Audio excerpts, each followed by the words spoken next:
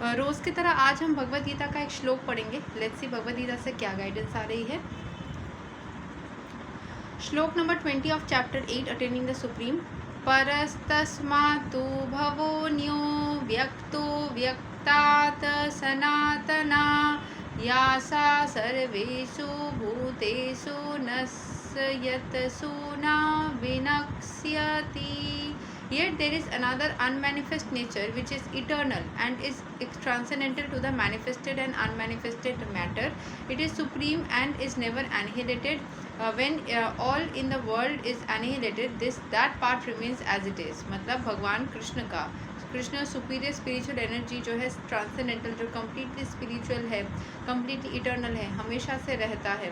It is beyond all the changes of material nature. Nature कितना भी बदल जाए उससे कोई फ़र्क नहीं पड़ता, कोई बदलाव नहीं आता है।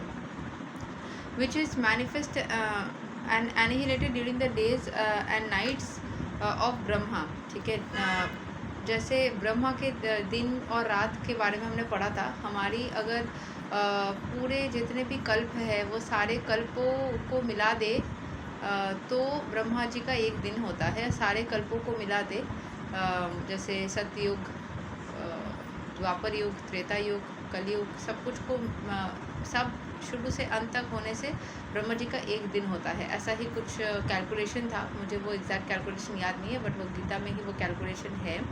Krishna superior energy is completely opposite in quality to material nature. Superior and inferior nature are explained in the 7th chapter. 7th chapter में शायद ये explanation है कि superior energy क्या है, inferior energy क्या है। कृष्णा superior energy जो है वो material nature से completely अलग है।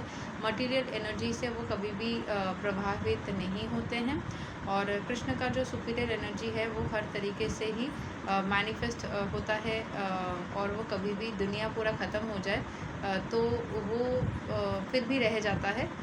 यहाँ पर जो लिखा है it's never annihilated, but explanation में लिखा है कि जब दिन होते हैं ब्रह्मा जी के, during the days and nights of Brahma ji, which is manifest and annihilated, मतलब जैसे एक युग परिवर्तन हुआ वैसे एक युग चेंज हुआ।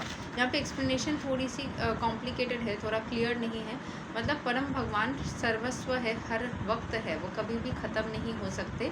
इट इज़ वो सुप्रीम है एंड वो कभी भी मर नहीं जाते। एनिहिलेट होना मतलब ख़त्म हो जाना, मर जाना, बट परम ईश्वर जो है वो कभी भी मर नहीं जाते। ये एक एक्सप्लेनेशन है।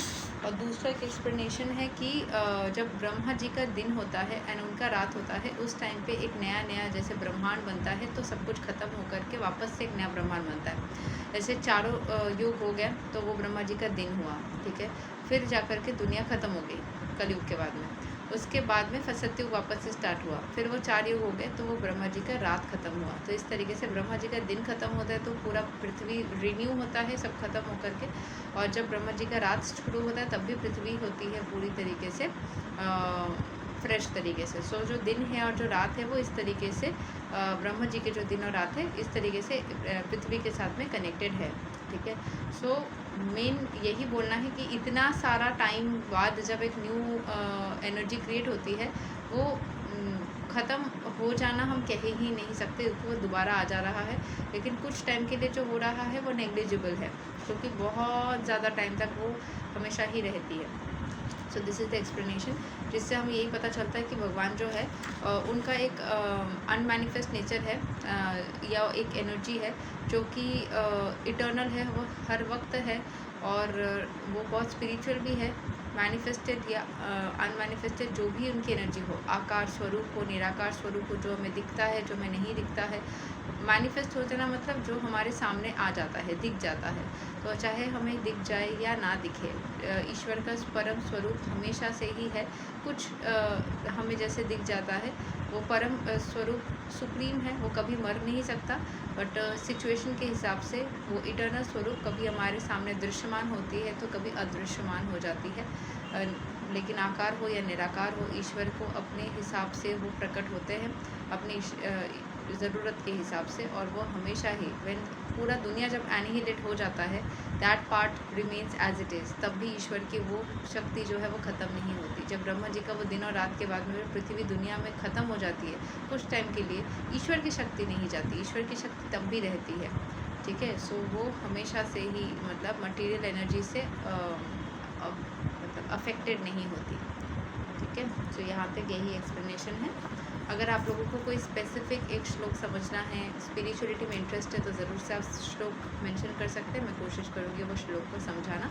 यहाँ पे ईश्वर की हमेशा हमेशा के लिए दुनिया में रहना और उनकी जो प्रेजेंस को ही महत्व देकर के समझाया गया है। Thank you so much. Hare Krishna, Radhe Radhe, जय श्री राम।